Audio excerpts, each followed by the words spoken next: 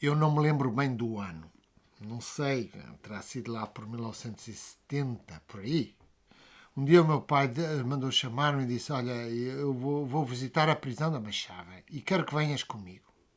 Eu disse que sim, não tinha a mínima ideia do que é que se iria passar. O governador Baltasar Rebelo de Sousa, o pai do que agora é presidente, tinha feito um acordo mediado com o Marcelo Caetano, com o pai, no sentido de os padres e catequistas anglicanos que estavam no norte de Moçambique e que eram suspeitos de simpatias com os movimentos de libertação, suspeitos normalmente, aliás, corretamente, porque era o facto, e que tinham sido postos na prisão há mais de uns 10 anos. Tinha sido toda uma geração de padres e catequistas do norte de Moçambique, do Niassa, que tinham sido postos na prisão, que então eles pudessem ser libertados, desde que ficassem a servir à igreja a sul do Save, quer dizer, da parte sul de Moçambique, onde não havia movimento de libertação ativo. A primeira coisa foi o meu pai ir à prisão dizer a estes homens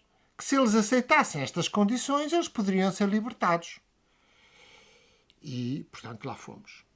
O meu pai estava consciente da importância daquilo que se estava a passar e do momento. Eu não. Eu só me lembro de farrapos de chegar à prisão, depois da cerimónia que eles lá fizeram. Lembro-me de algumas caras e, sobretudo, a memória ficou sempre comigo por causa de uma máscara que um deles, que se chamava Cachitota. O Cachitota, que era o prisioneiro 0277, vejam lá, ofereceu-me uma máscara. E eu trouxe a máscara e aquela máscara seguiu-me a vida inteira. É uma máscara de um homem a rir-se com dentes de fora, porque representa todo aquele momento estranho. Nós chegámos à prisão e fomos recebidos por um homenzarrão gigantesco, com um lápis na mão, que era daqueles lápis que se usava para apagar os erros nas máquinas de escrever. Era um lápis de borracha. E ele usava aquilo, espetava Ele estava muito ansioso. Ele não percebia como é que era possível o que se estava a passar. O gajo não compreendia nada. Era um agente da PIDE. E espetava o lápis com a mão direita na mão esquerda. E eu, a essa altura, digo para o meu pai: Olha, ele vai se magoar. E o meu pai disse: Não era uma ideia. Lá se fizeram as cerimónias e a principal pessoa. E eu lembro-me, mas eu depois vinha conhecê-lo muito melhor, portanto, as memórias subsequentes sobrepõem-se. A primeira pessoa, a principal pessoa lá era um homem que tinha era um homem já assim de meia idade, que tinha uma natural autoridade. Era daquelas figuras que a gente olha para ele e percebe que aqui este gajo manda. Chamava-se Paulo João Litumbi. Era o padre Litumbi. O padre Litumbi era um homem baixo, com a cabeça arredondada e, como eu digo, com os cabelos já grisalhos e, como eu digo, com um natural de autoridade. Era ele que mexia aquela gente toda e ainda eram para aí uns 20 que lá estavam. Ele foi liberto, foi mandado para a Machixe, que é em frente a Inhambane, onde a gente tinha uma casa e onde passávamos lá os períodos de férias. E foi lá que eu o fui encontrar. Numa situação ambígua, porque era uma situação curiosa, em que ele estava a fazer trabalho numa zona onde ele era um estranho, porque ele era dos povos matrilineares do norte de Moçambique. Ora, eu estava a fazer um trabalho do segundo ano da universidade para aquele indivíduo que depois, David Webster, que depois foi morto pelo regime, e foi um dos trabalhos que mais me marcou, que era sobre um curso parentesco, e eu tinha que fazer um trabalho, então fui entrevistar o padre Litumbi. Ora, o padre Litumbi estava lá acompanhado do seu secretário, que era o seu sobrinho materno, que era o herdeiro dele, porque nas sociedades matrilineares, como vocês sabem, são os sobrinhos maternos que herdam. E o seu herdeiro e discípulo principal e secretário era este rapaz, já um pouco mais velho que eu, que era uma pessoa encantadora, e eu então combinei com eles que eu ia tirar o sistema de parentesco dos Nianja do norte de Moçambique, portanto um sistema matrilinear, de manhã com o tio e à tarde com o sobrinho. E assim foi. Só que ao fim de 2 dias eu percebi que eles estavam a dar sistemas diferentes. As palavras não eram as mesmas, as relações não eram as mesmas. Eu já tinha aprendido parentesco suficiente para saber que não era ali.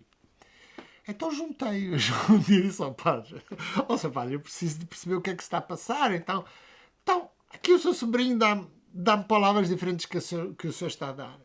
E ele olhou para mim, sorriu-se e disse: pois é, vá por ele. Eu disse: Sr. Padre, mas o que é que é? E ele disse: olha, eu estou-lhe a dar as palavras do antigamente. Ele está-lhe a dar as palavras em Swahili. E Swahili é melhor, porque entre o Swahili, quem manda é o pai. E entre a minha sociedade, quem manda é o tio materno. Sabe, nós na minha sociedade, aquilo não é muito certo, porque nós na minha sociedade somos como galos. Os nossos filhos vão para as mãos dos outros. Nós não mandamos nos nossos filhos. E, portanto, não é como diz na Bíblia. E como diz na Bíblia, é melhor...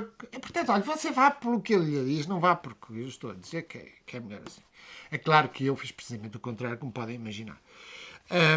Foi muito interessante, e esse trabalho, aliás, deu uma boa nota.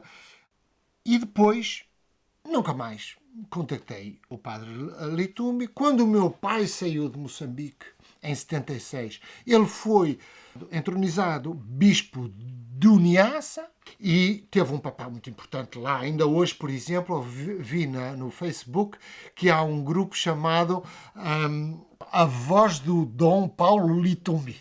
Por 97, quando eu lá voltei, ele já estava morto. Portanto, vejam que deixou uma marca. E realmente era caso para isso, porque era um homem fascinante. Ora bem, muito mais tarde, bem, 10 anos mais tarde, morreu o meu pai.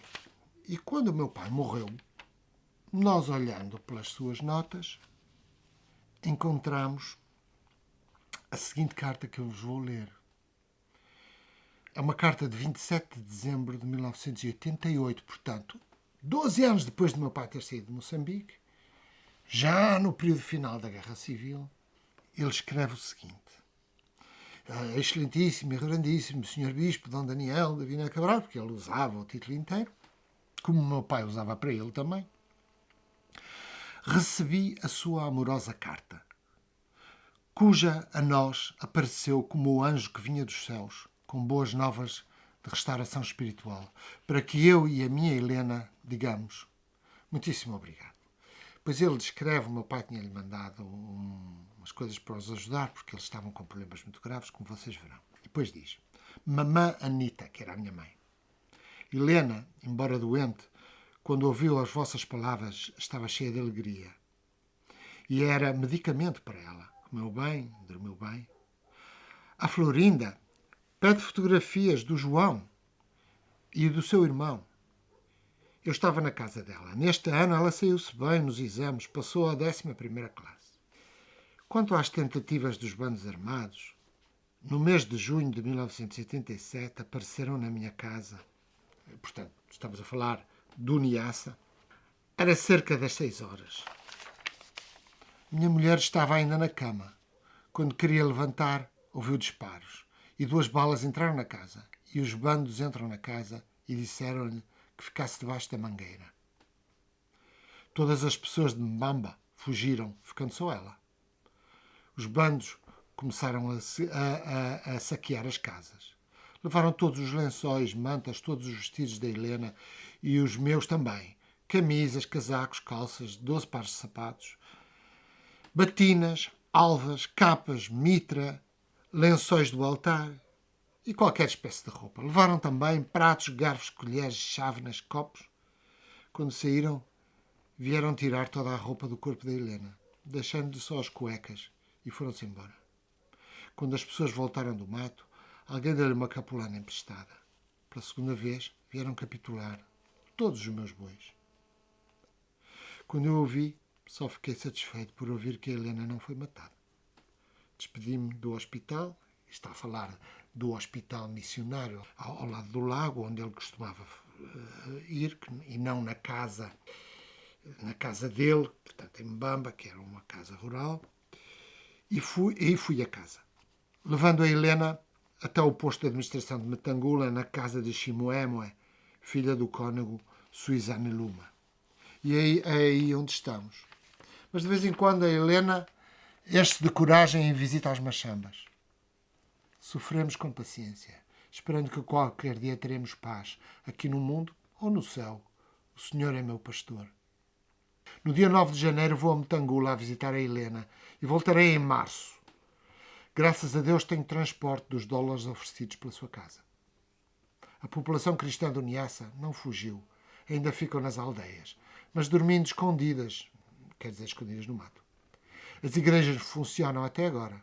As machambas não dão bem os frutos por causa da seca. Não chove bem. Por isto muita gente está a sofrer fome. E depois despede-se à sua maneira. E eu quis contar-vos esta história, porque vejam lá os anos. Eu conheci-o, era para aí em 1970. Reencontrei-o em 74. 73, perdão. O meu pai saiu em 76. Ele morre para aí em 90 e tal, e em 88 ele escreve esta carta. E hoje, no norte de Moçambique, as populações estão a fazer a mesma coisa. Fogem e durante o dia vão às aldeias, às machambas, e à noite vão dormir para o mato. Está a acontecer a mesma coisa. Diz que é por causa do Daesh, da ISIS. Eu acho isso tudo uma grandíssima mentira. Porque alguém tem que pagar para aquilo. E não é com fé que se paga para exércitos treinados para matar pessoas. E altamente equipados. Portanto, alguma coisa ali se está a passar que a nós não nos estão a dizer o que é. Mas foram mais de 32 anos de guerra contínua em que estas populações foram sendo chacinadas à sua maneira. E é bonito saber que ainda hoje eles cantam os tais hinos do Paulo Litumbi, que era realmente uma figura inesquecível.